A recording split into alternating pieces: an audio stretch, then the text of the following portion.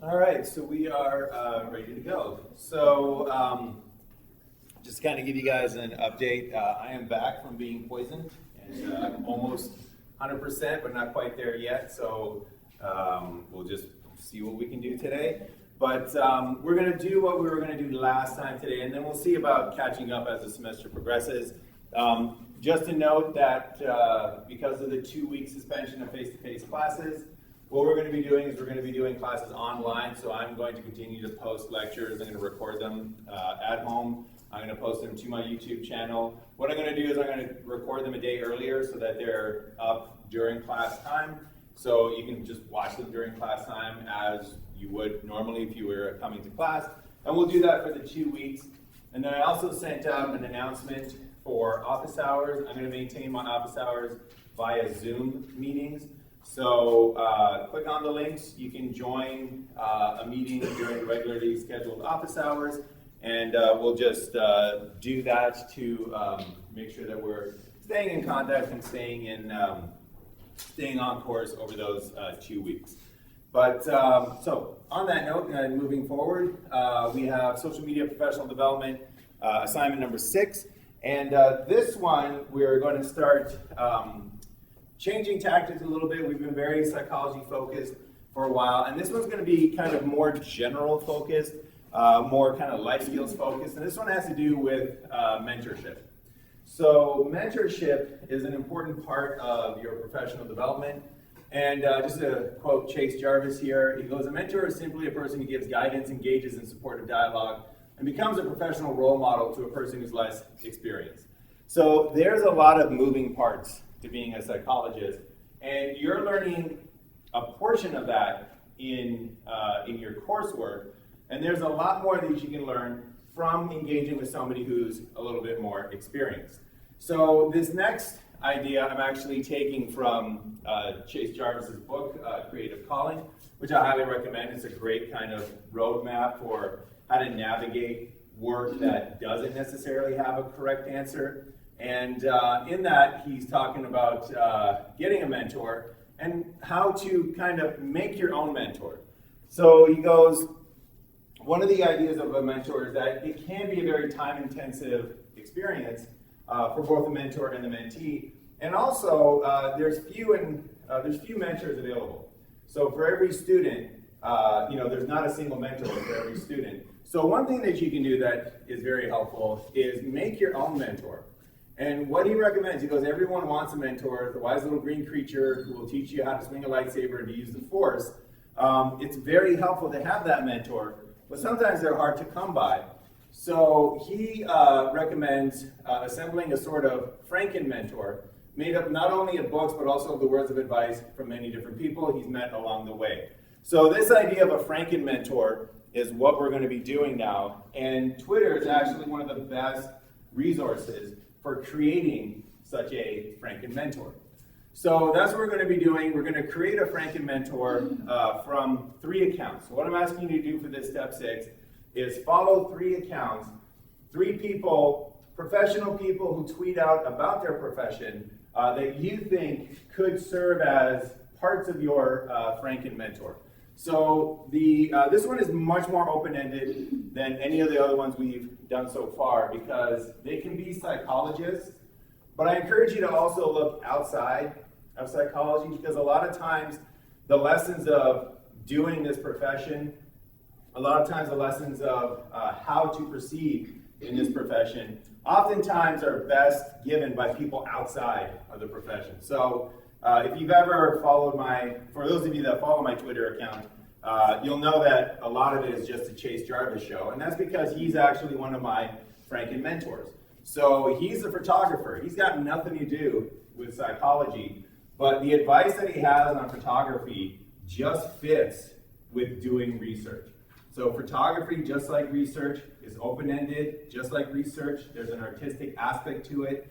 Just like research, there's a creative aspect to it. It doesn't follow a set pattern. It doesn't follow a set roadmap.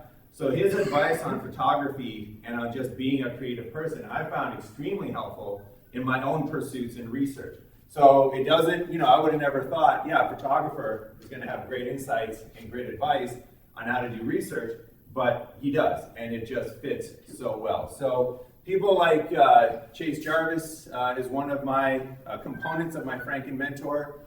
Seth Godin is another one that I heavily rely on. He publishes a daily blog, usually really short little, 2, 3, 4 paragraph reads that are oftentimes very insightful.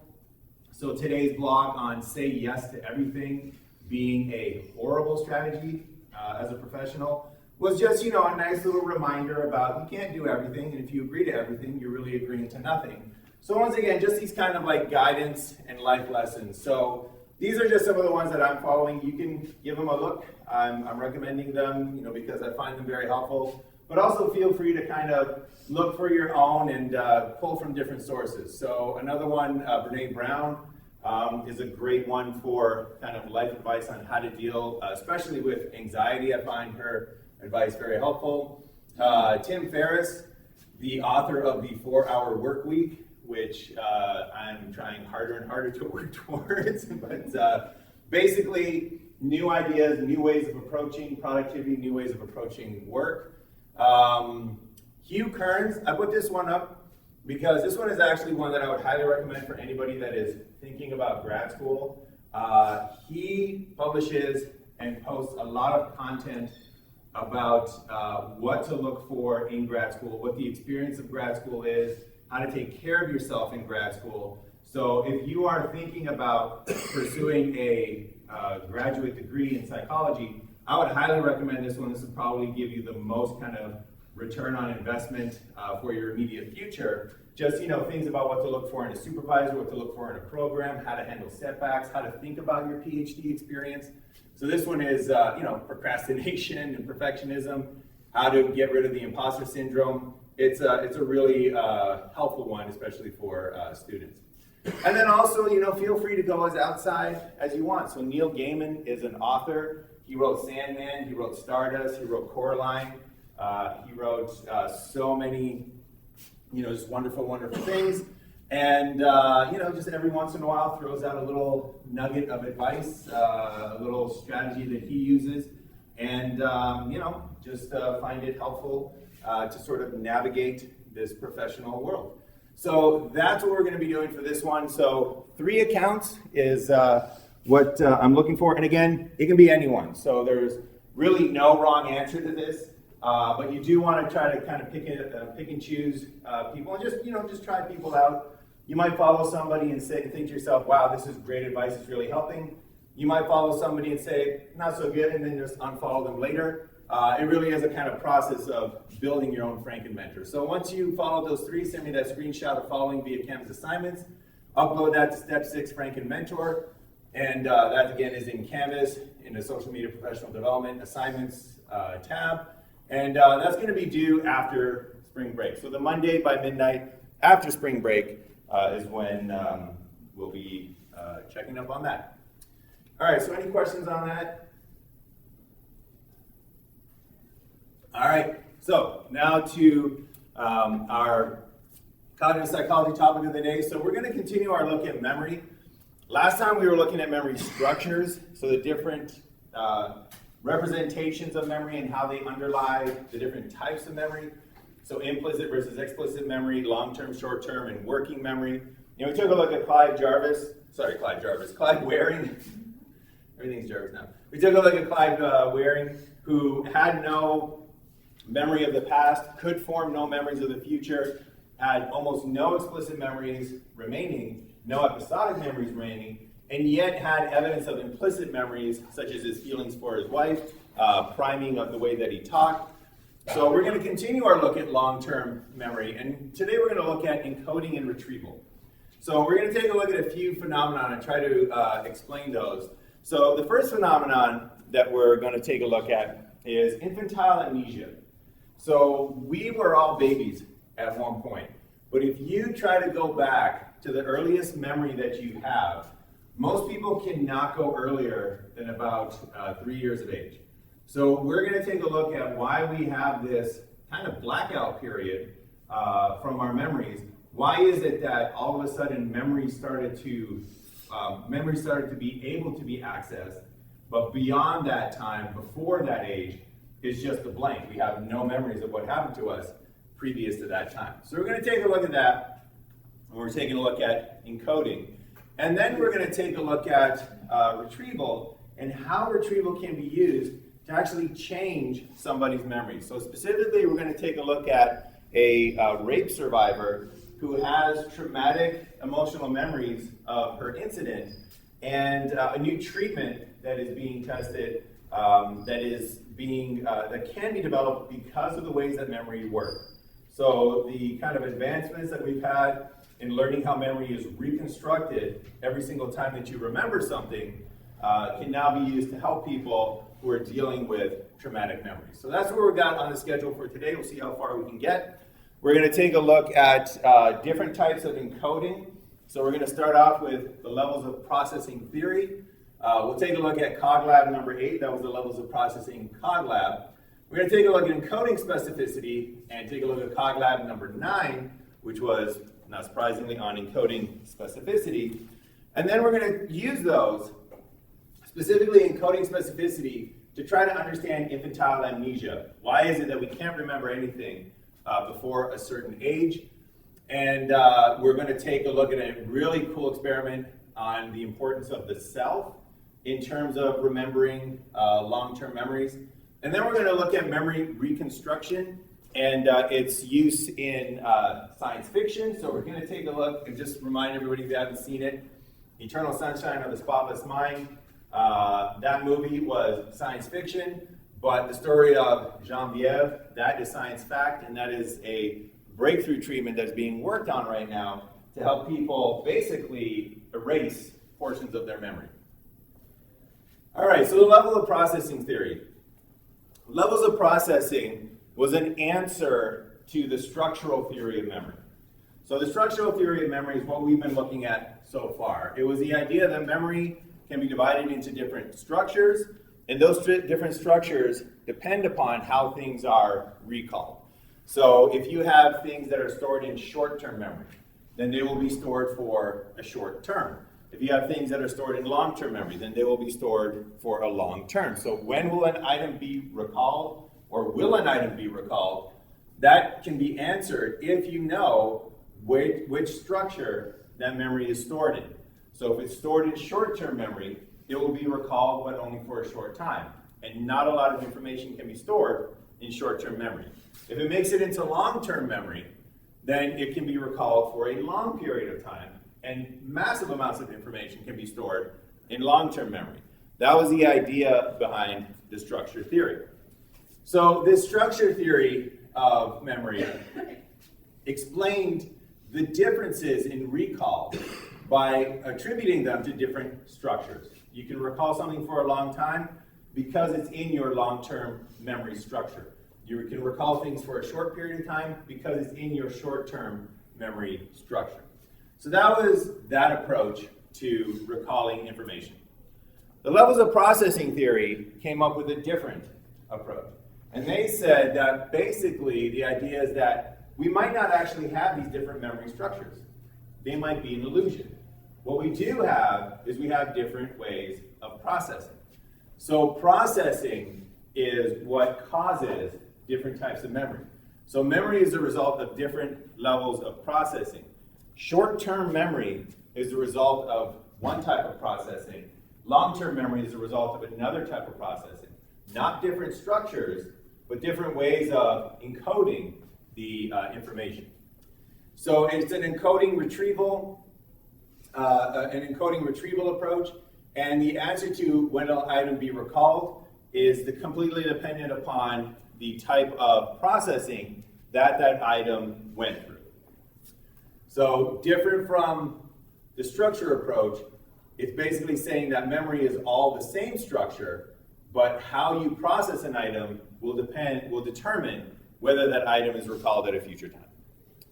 So the level of processing approach came about because researchers noticed that when you took a look at short-term store, long-term store, and you took a look at the different characteristics between those two types of storage structures, each of them had different characteristics, specifically different characteristics of processing. So we have short-term store here, which is small and can only be recalled for about 30 seconds. We got the long-term store, which is no known limit, no known capacity limit, and can be recalled for minutes to years. And they attributed that, previous researchers have attributed that to the fact that we had a short-term structure and we had a long-term structure. But what they did in the processing approach is they said, all right, maybe it's just levels of processing.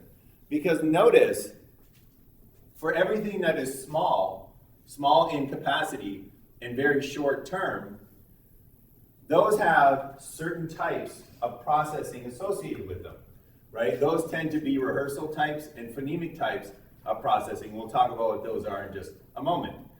When you take a look at what's being recalled for the long-term store, it's usually information that has been organized and has been processed semantically.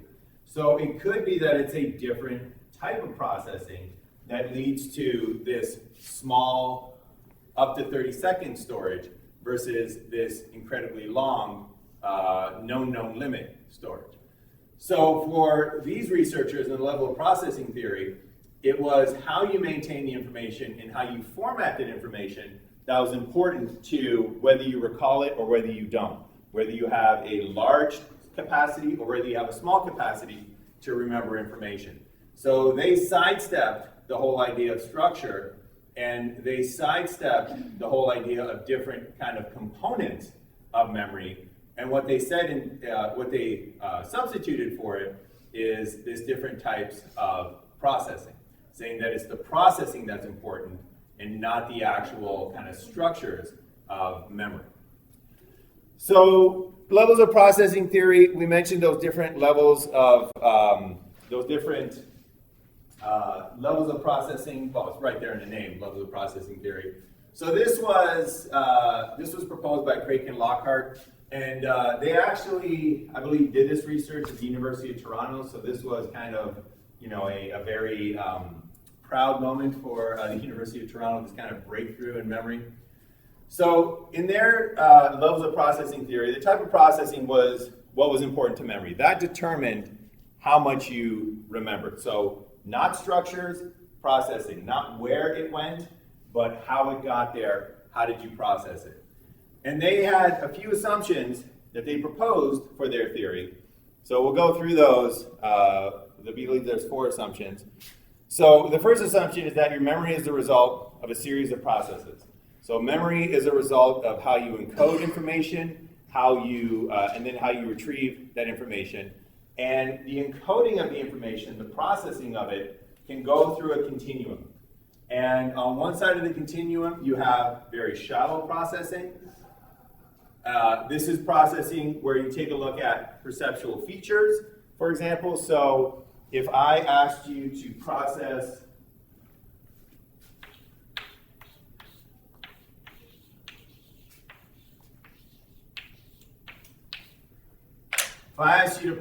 that word, I can ask you to process this in a number of different ways. I could ask you to process this in terms of perceptual features, which is shallow processing, such as how many straight lines are there in that word? And you would be like, okay, 1, 2, 3, 4, 5, 6, 7, 8, 9, 10, 11. There's 11 straight lines in that word. You processed it, right? But you processed it very shallowly. You looked at how many lines there are. You could go slightly deeper, and I could ask you how many vowels are in that word, right? How many syllables are in that word?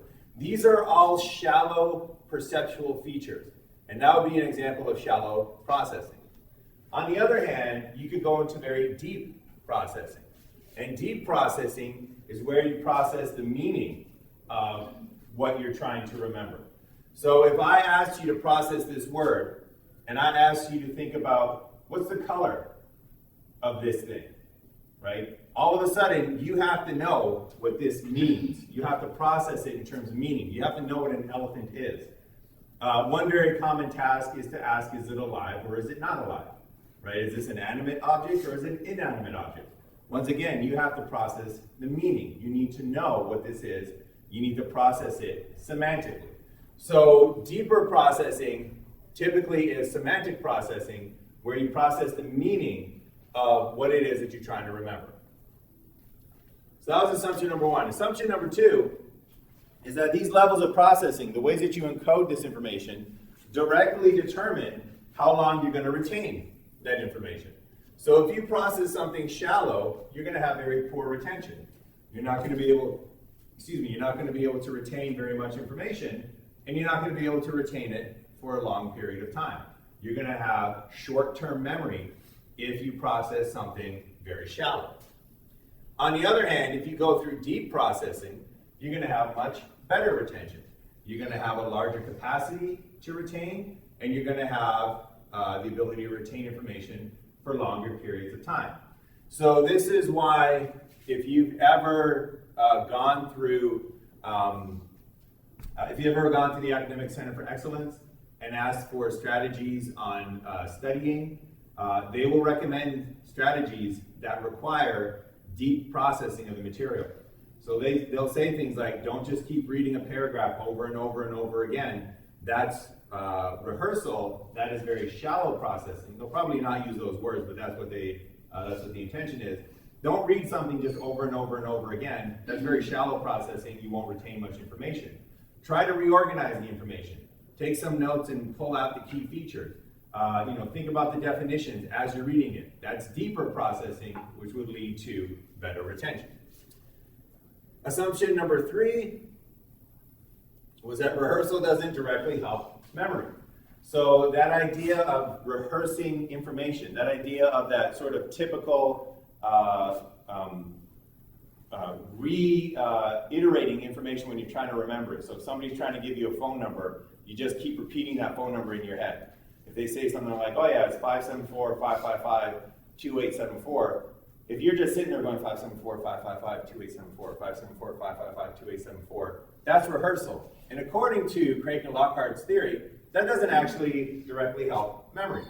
What it does is it can help memory if it induces a deeper analysis. If all of a sudden you realize something about the information that you're trying to recall, if all of a sudden you process it deeper at a semantic level, then it's easier, then it becomes easier to remember. So it's an indirect benefit. So an example in that phone number is if you've ever noticed phone numbers in TVs and movies, they use that 555 as the first three numbers because nobody has that code. That's Hollywood's code for fake movie numbers. So if you notice that about the 574-555, it's a lot easier because now to remember because now you processed it more deeply. Now you've given it semantic meaning. It's that fake Hollywood code for phone numbers. All right, and then assumption number four, if you want to study memory, if you want to understand memory, if you want to do experiments on memory, you have to control how the processing is done. So you cannot leave the processing up to the subject. You have to somehow control how that processing is done. So one of the ways you can do this is through implicit learning. So implicit learning is where the subject is unaware that the material will be tested later on. So it's literally the pop quiz of experiments. You give subjects a task to do, and then in the second part of the experiment, you're like, surprise, memory test, how much do you remember? So the task that you give them is designed for them to process the information in a certain way, and then what you do later is you surprise them with a pop quiz on what it was that they just processed. Now, before we go on, I want to point out that this implicit learning, it is using implicit in a different way than we saw with implicit-explicit memory. So in implicit and explicit memory, explicit memory was memory you were aware of, memory that you consciously knew you had. Implicit memory is memory that you have, but you're not aware that you have it. Implicit learning is learning that you're doing without knowing that you're doing learning, right? So you're doing a task, and while you're doing the task, you just happen to be remembering that information. So it's when you're not explicitly told to remember the material later on. So implicit learning would be something like, if I gave you a list of animals and other items, and I said, oh, just indicate whether they're alive or inanimate, right? Animate or inanimate, that's the task. That would be implicit learning, because I did not tell you to directly recall these words. Explicit learning, on the other hand, would be if I said, oh, here's a list of words, try to remember them. And in explicit learning, you use whatever strategy you choose to, because you know you're supposed to remember them. In implicit learning, you use whatever strategy the task forces you to do. So if I say something like, tell me if these words are animate or inanimate, that forces you to do semantic processing. If I say, count the vowels in each of these words, that forces you to do shallow processing on perceptual features. All right, any questions on the kind of 4 assumptions? All right, so let's take a look at evidence for this type of theory. So in CogLab number 8, levels of processing, so you had 2 phases for this. So in the first phase, you saw a word and you were asked to make a particular judgment. And there were 3 types of judgments.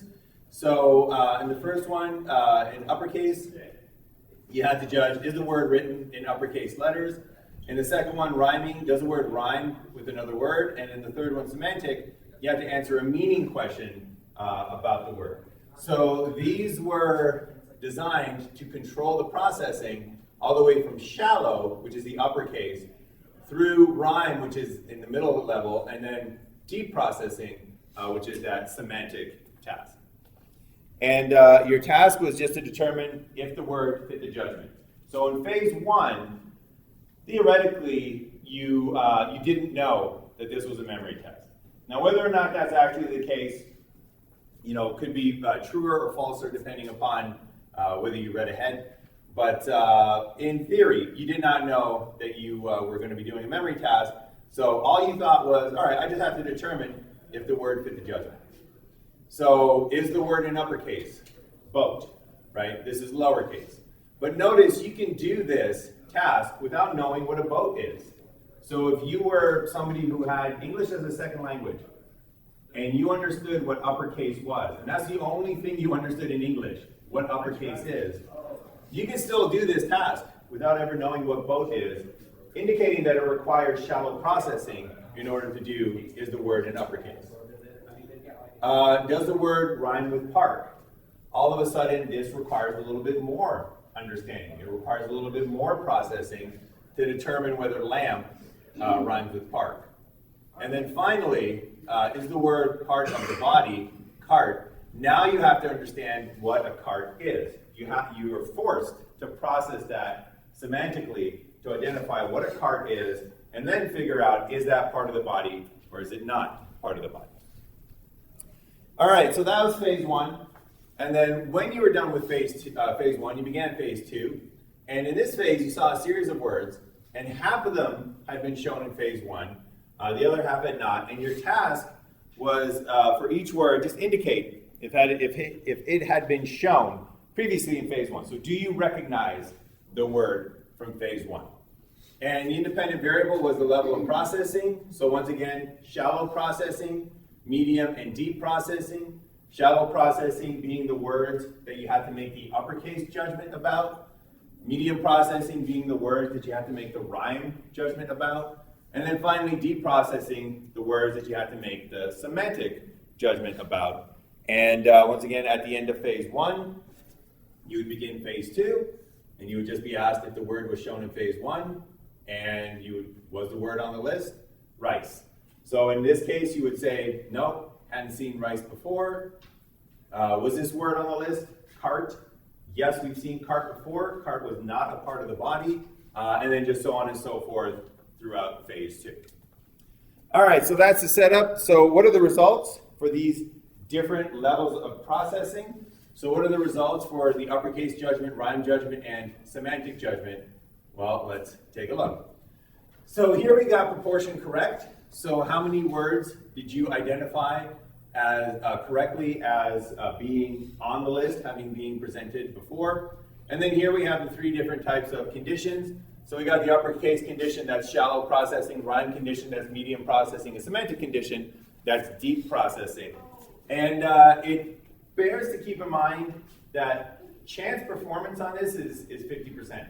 So you got a 50-50 shot. Even if you fell asleep during phase 1, you got a 50% chance of getting these right. Because half the words were on the list, half the words were not on the list. And you can see how poor shallow processing is, because it's actually just slightly below chance performance. So the first big result here is that for shallow processing, you're basically at chance levels of performance. If all you were processing was it uppercase or lowercase, you are at chance levels of performance. If the levels of processing theory is true, we should see increases in recall. We should see higher bars as that encoding condition increases in the deepness of the processing. And sure enough, in the rhyme medium processing condition, we see an increase in the retention, the proportion correct. And then finally, in the semantic condition, we once again see the top amount of retention, the most proportion correct. So this is evidence that these different types of processing, these different types of encoding the information make big differences in how you recall the information at a later date.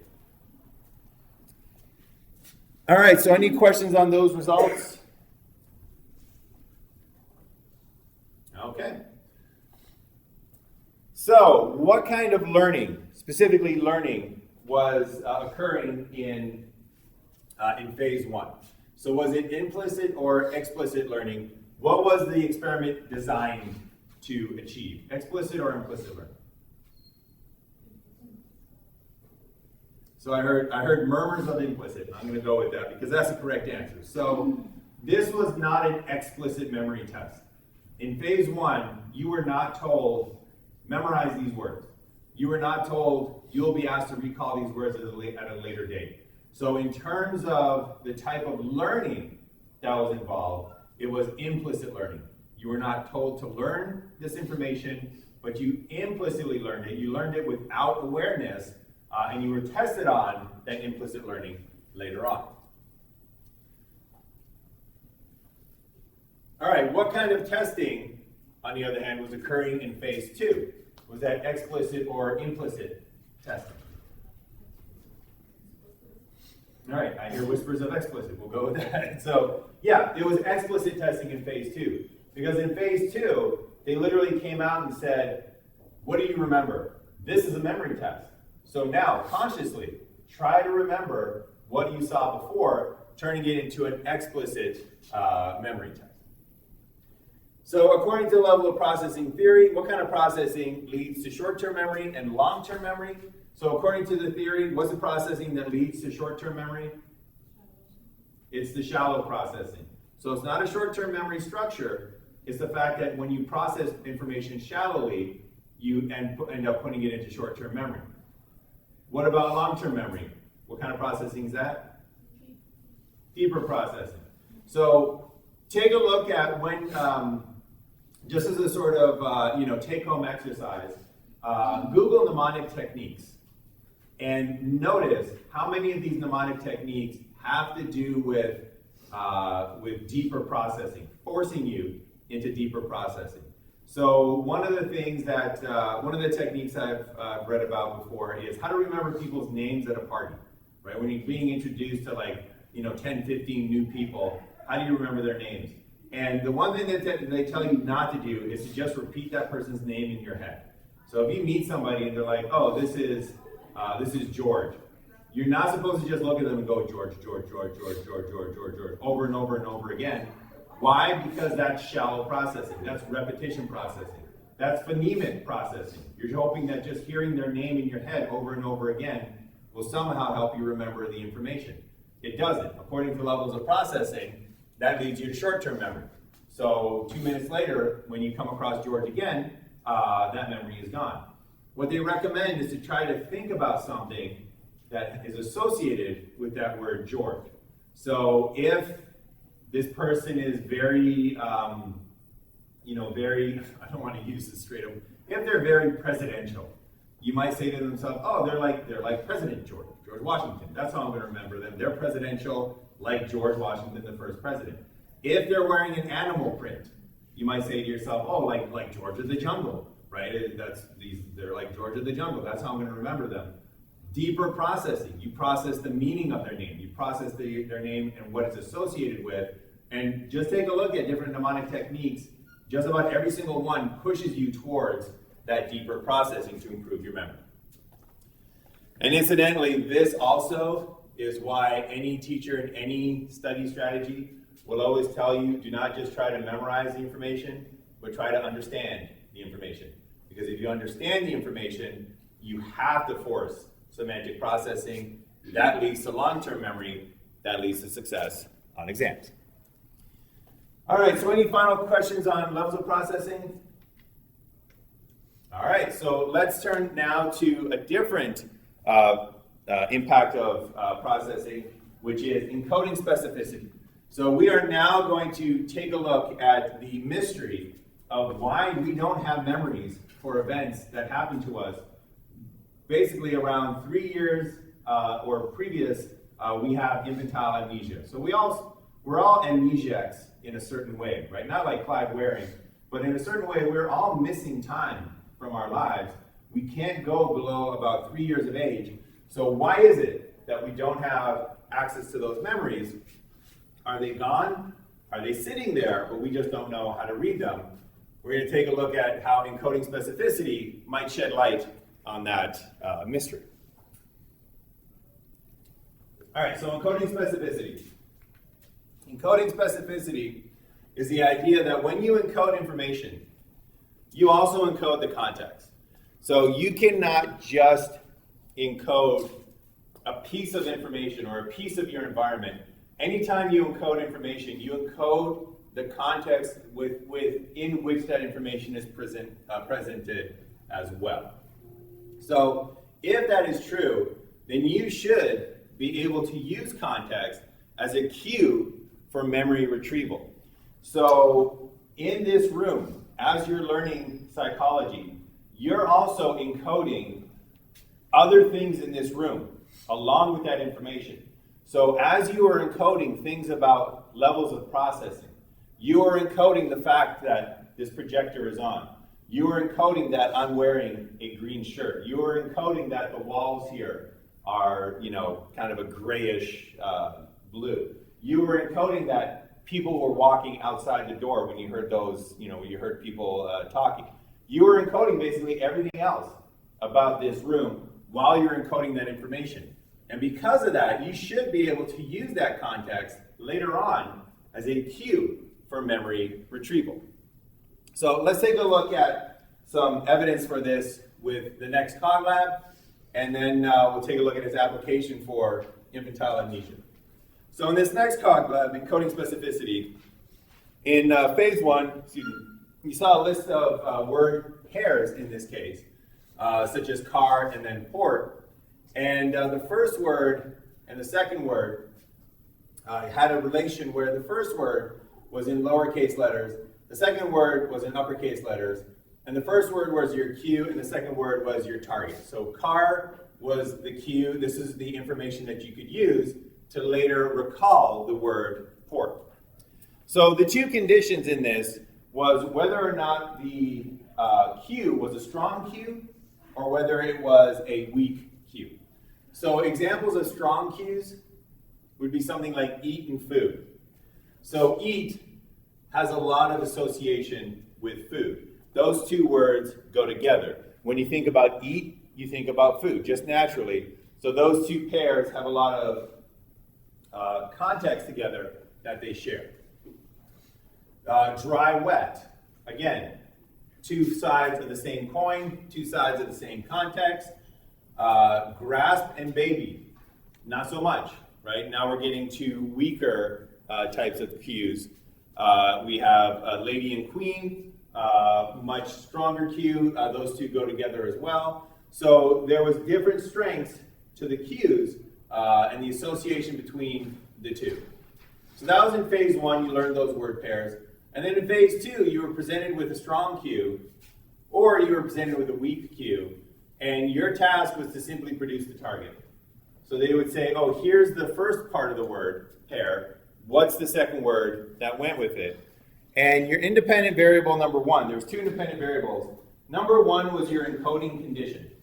So did you encode the information with a strong cue? Or did you encode the information with a weak cue? So did you learn the information with eat food, a very strong cue? Or did you learn the information with grasp baby, a very weak cue? So how did you encode the information? And then the second variable was how did you retrieve the information? When you retrieved the information, did you get another strong cue? Or, sorry, did you get the strong cue to retrieve the information? Or did you get the weak cue to retrieve the information?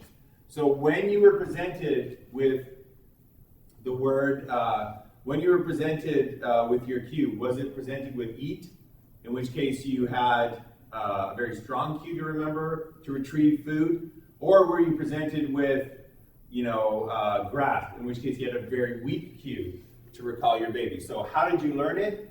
And then how did you retrieve it? And all 4 of those combinations were possible. Learn it with a strong cue, recall it with a strong cue. Learn it with a weak cue, recall it with a strong cue. Learn it with a strong cue, recall with a weak. Learn with a weak, and recall with a weak cue. So we'll see, basically should have went to this slide before. We'll see which of those are the strongest, and we'll see if you can use the context of the cue to later retrieve the information, and does that depend on whether it's a weak or a strong cue. All right. So in phase 1, end of phase 1, you start your phase 2. So for each of the word pairs, please answer it. What was the uppercase word shown in phase 1? So was the uppercase word on the list? So you would have eat and food, and in this case you would say yes, that was the word that was presented. So that is an example of encoding with a strong cue and then retrieving with a strong cue. You saw eat when you encoded, you saw eat when you retrieved. Both of those are strong cues. If you had something like this during phase 2, where they said, well, here's cave, and it's associated with wet. Was wet on the previous list?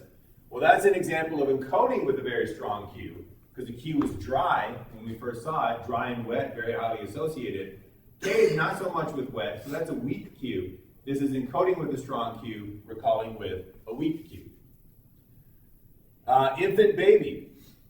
When we encoded this, we encoded with a weak cue, right? Grasp is not very strongly associated with baby. But now that we're retrieving it, we have a very strong cue. Infant is highly associated with baby. So will we remember baby now that it's being retrieved with a strong cue? And then finally, lady and queen. This one is actually under the weak cue category.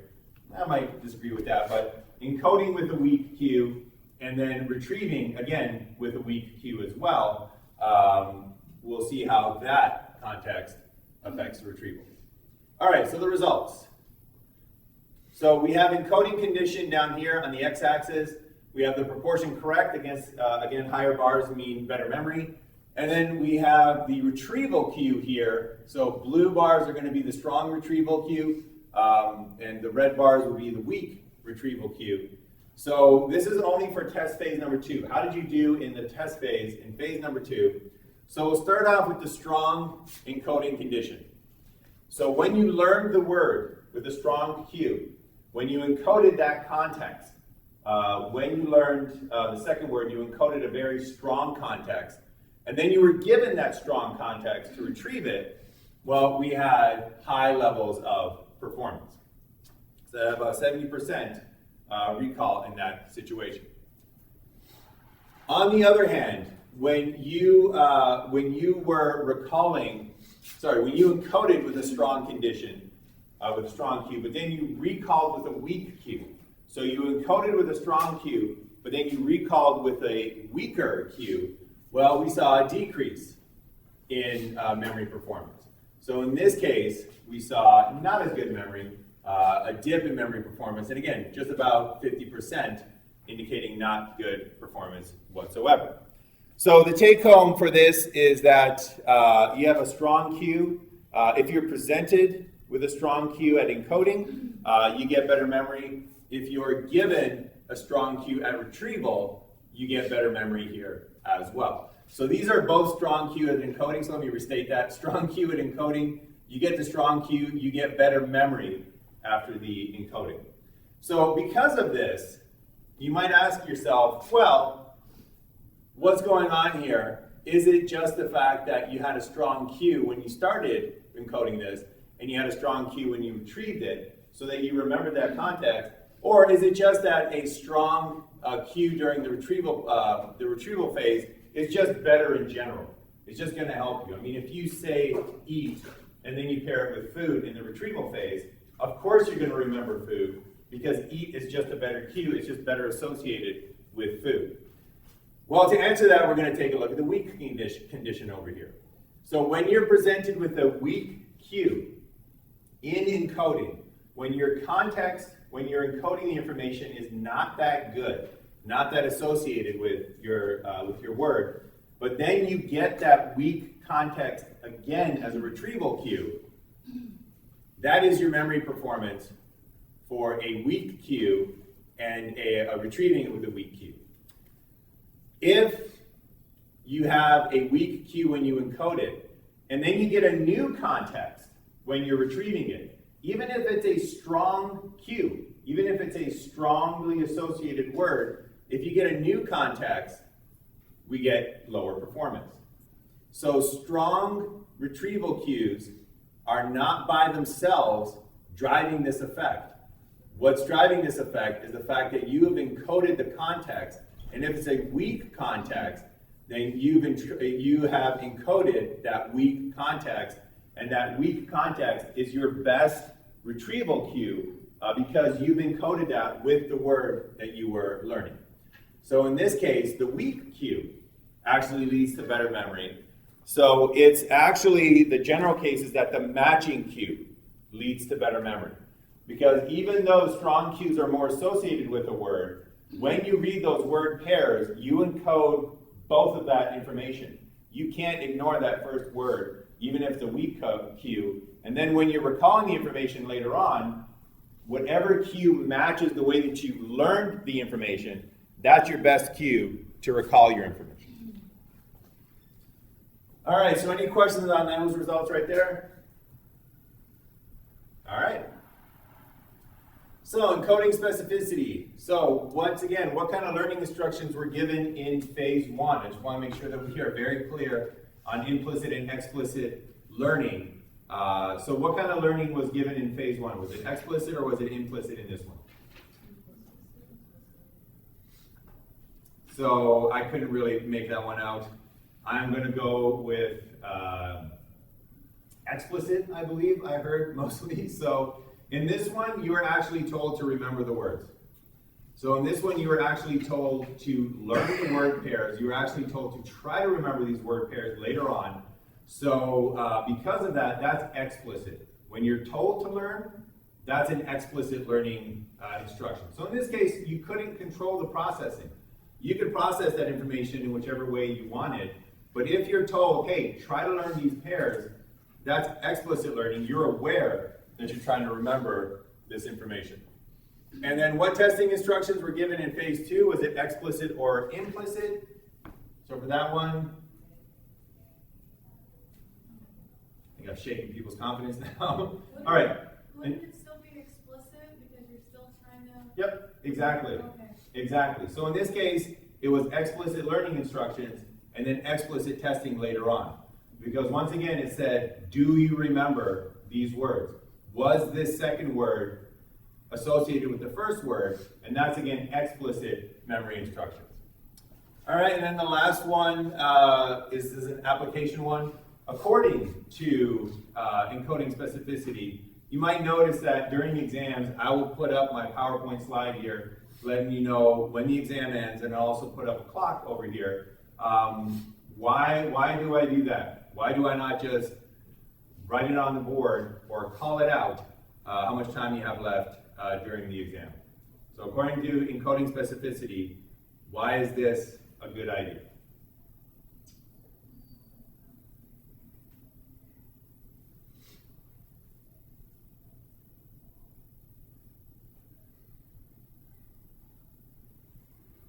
So that you calling out what time it is doesn't distract us? Well, me calling out what time it is doesn't distract you. That's one of the reasons why I do it. Because I've always found that distracting when people are like, oh yeah, you got 45 minutes left, you got 30 minutes left, especially in that last little bit when you're trying to finish. You're like, you got 5 minutes left, and that's 4 minutes, and that's 3 minutes. So that's one reason. But more so in terms of encoding specificity, what might the reason be? This way you can control your processing of kind of noticing the time. Kind of like compare that to time management, I guess. Yeah, it is more freedom for you as well to kind of check in at a rate that makes you feel comfortable. Let me give you a hint. What mode do I use to deliver information every single class? Has there ever been a class where I don't do this? No. So every single piece of information that you have ever learned in this class, this screen is on. Yes? All right. According to encoding specificity, you have encoded the fact that this screen is on for every single piece of cognitive psychology information you've learned in this class. If this screen is off, you lose it as a cue to try to recall that information. So what I do instead of writing it on the board is, knowing about encoding specificity, I try to keep the context of this room. I try to keep the cues in this room as similar as possible to when you learned the information. So the fact that this screen is on during your exams means that you have a better chance of retrieving information that you learned in this classroom, because this cue of screen is on is present during the exams. This is why if you ever have to write an exam in a different room, your performance will go down, because there are cues all over this room that you can use to try to recall information. And this is something, this is one more, just give you one more example of encoding specificity, one more example about weak cues actually helping you recall things. Because this is not a, screen being on is not a huge cue for cognitive psychology information. But it is a cue because of encoding specificity. So I'll give you one last real life example. Have you ever wanted something from the kitchen and went to the kitchen to grab it, and as soon as you got into the kitchen, you forgot what it was that you went there for? Everybody had? Yeah, I see a lot of nodding heads. Yeah, I think everybody's had that experience. What happens as soon as you leave the kitchen and you go back to your original room? You remember what it was that you wanted. Because when you retrieve that information, of saying, oh, I think I'm going to go get myself, a bottle of Powerade, you encoded the information in your living room, let's say. You encoded all of that contextual information, and that's used as a retrieval cue. So once you walk into the kitchen, all those retrieval cues are gone. And you walk into the kitchen and you're like, what did I don't even remember what I wanted. Forget it. And then you walk back into the living room and there are all the cues. And all of a sudden you're like, oh, that's right. I wanted that Powerade. And you go back into the kitchen to get it. That's encoding specificity. Your living room couch is not a great retrieval cue for this bottle, but it was there when you thought of it, and it got encoded as context according to encoding specificity. All right, so on that note, we're going to now apply this to more than just remembering what you wanted to get from the kitchen, and we're going to try to understand in this last portion of this class. We're going to get to the reconstructive memory and the traumatic memories next time we meet. But just to finish off today, we're going to talk about infantile amnesia and what encoding specificity might, how it might explain infantile amnesia. So the first thing to point out, infantile amnesia is the phenomenon that most people just cannot recall what happened to them before the age of about 3 to 4 years. So if you take a look at the memory curves of people for life events, and we'll zoom in on this, and this is from your earliest memories here when you were young to your latest memories here when you're as old as you can be. And these are different lines from different experiments where they just asked people basically to write down everything that they can remember. Talk about anything that you can remember from your lifetime. And what they found was that you are best at remembering things that just happened to you. So if somebody tells you to write down every single thing that you can remember about your life, you will probably be able to remember a lot of things about today, right? You'll be able to remember that you were in this class, you'll be able to remember the clothes that you wore, the food that you ate, what time you got up, did you get a good night's sleep, what time did you go to bed the night before, what episodes did you binge on Netflix. You'll be able to remember all that information. Tons of information for recent things.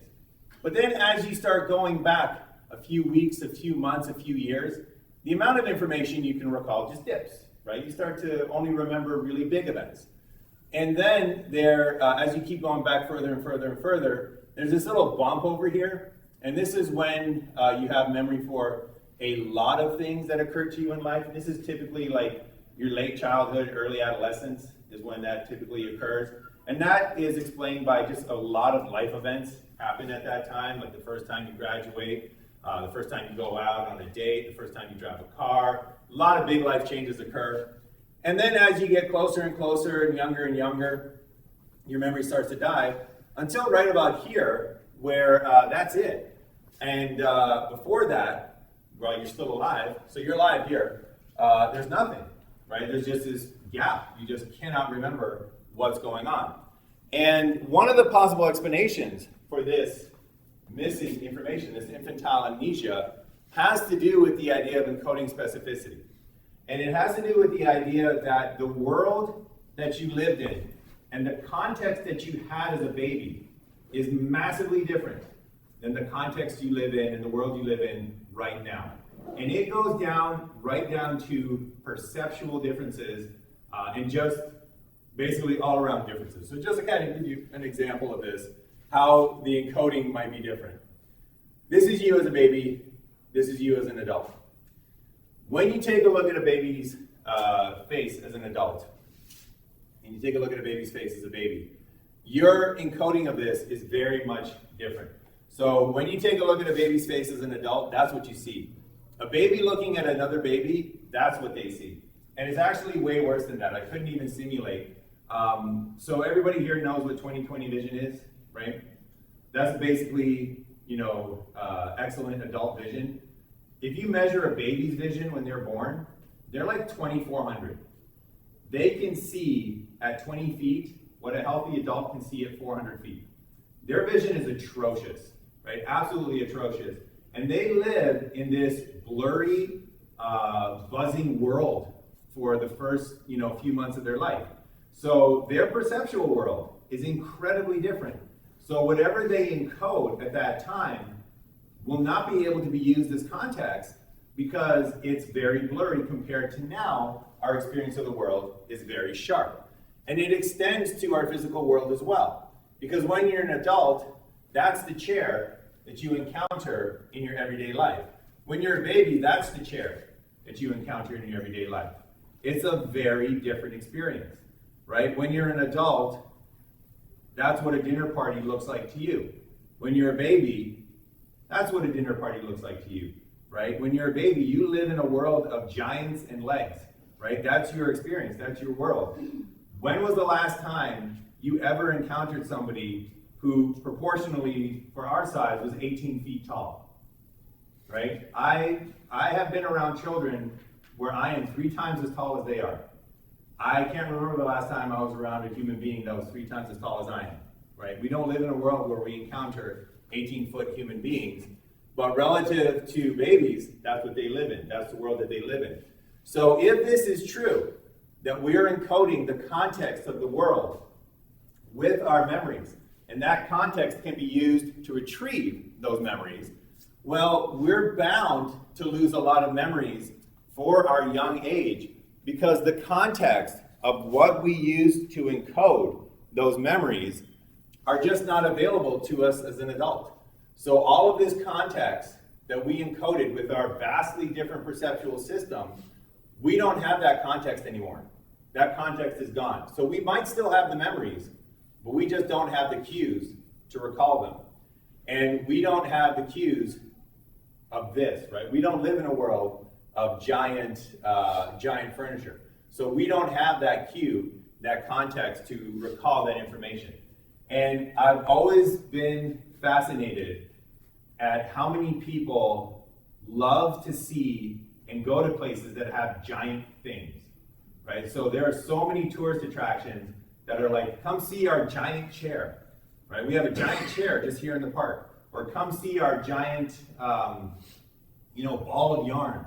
Or come see our it's usually a chair. Chairs are big on it. I've seen, there used to be this show on Much Music. Much Music is the Canadian version of MTV. And it was called Mike and Mike's Great Canadian Adventure. And all they did was they would play videos, but they would go from town to town going to these big things. And there was literally a giant pierogi on a fork. This one town had a giant pierogi on a fork, and people would come by to see it. And I can't help but think that maybe it has to do with the fact that we just kind of feel like children when we see these things. There's just something about them that brings out these memories of being a child. So, maybe if we did ever encounter 18-foot people and we lived in a world of giants and legs, all of a sudden things would come just flooding back to us. All of a sudden childhood memories would just come flooding back to us. So, think about, again, just how different our lives are, our context is. So just simple experiences, like this. When was the last time that happened to you, right? When was the last time that somebody just grabbed you, picked you up, threw you on their shoulder, and just carried you around like it was nothing, right? I honestly cannot remember the last time that occurred. But this reminded me of a cover for one of my favorite comics, which is the Sensational She-Hulk. And I just wonder if some, 7-foot woman one day just came in, grabbed me, put her on her shoulders, if I would all of a sudden be like, oh, that time at the beach. I remember now. I remember going to the beach when I was 3. Because this child here is encoding a lot of context that he will not experience again unless, as an adult, some giant woman comes by, throws him on her shoulder, and starts carting him around. Mm-hmm. So according to this, I can take my glasses off and lay on the floor and remember my baby memories? According to that, you would have a greater chance of doing it. Okay. It can't be, so we're gonna run out of time. There's different components to this. I'll give you a spoiler, but you would be better, you would have a greater chance of recalling it. So the encoding specificity of that would help you recall those particular memories.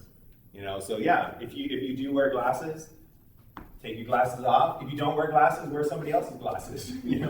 Lie down on the floor and see if those memories come back. But this is kind of like, I'll give you just a real quick kind of other example of this.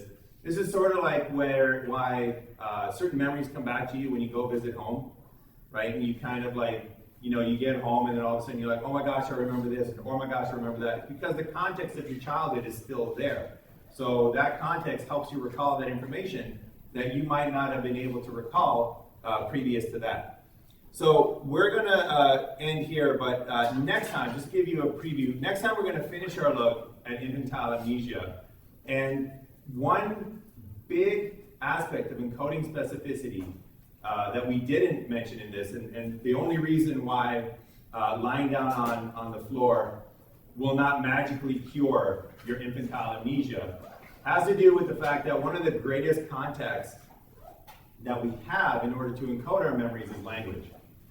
And it's not surprising that right around the time when infantile amnesia ends coincides with about the time when real language development begins, when your word explosions begin, when you really start to understand what you are. And we're going to see next time this great video about children who develop a sense of self, and that sense of self is one of the biggest kind of contexts that you can encode things to, is that sense of I'm here, I'm a person, I exist. Yep? So, as far as the movie is talking about baby geniuses, Mm-hmm. like all the toddlers have like Einstein level intelligence until they like realize that they can say words words out loud to their parents. Oh, okay. And stuff.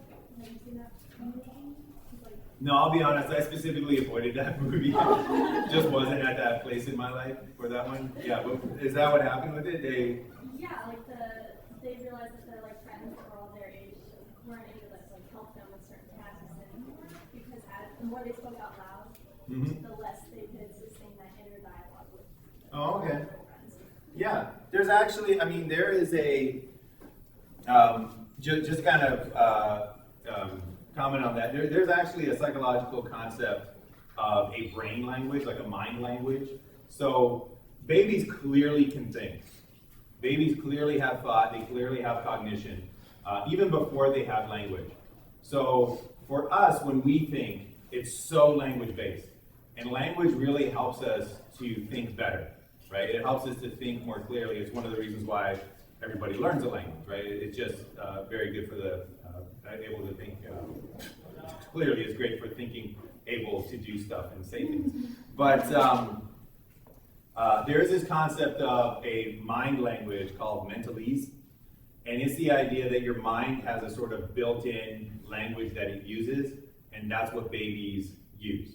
So they use mentalese, and then once they learn their first language, that gets supplanted with that language as almost kind of like your processing system for information. So yeah, I mean, I saw the trailers. It's a fantasy movie, but that idea that babies kind of have that language, that mind language, that's something that psychologists have hypothesized actually underlies their cognition. Yep. Any final questions or comments or anything before we say goodbye for 3 weeks, I guess? No? All right. So enjoy your spring break. And as I said, we're going to be going online using the YouTube lectures. So I will record them on the Monday and Wednesday and try to get them up in time for just regularly scheduled classes. Try to watch them, over, during the time. And then also check the announcements for the links for the online office hours. So again, I'll be using Zoom. So all you need to do is click that link. It'll take you straight to the Zoom meeting when the time is correct. But other than that, we'll do that to bridge the gap until we see ourselves face to face again. Yep. Are you going to Zoom like during time class, like during our normal class time? No, so I won't be Zooming during normal class time. I'll be Zooming during office hours. Okay. Yep. Any other questions? Yep. Is the exam still scheduled the same? Because we come back on the 6th, I think the exam's on the 7th. Oh, no. Let's not do that. I'm going to move the exam. I didn't know that was the case because that would just be like horrible. Yeah, I'll move the exam. I'll make that decision now. We'll see when we move it. I'll probably postpone it a week or something like that. Okay. Yeah. All right. Any other questions? All right. Enjoy your spring break, and I will see you hopefully in 3 weeks.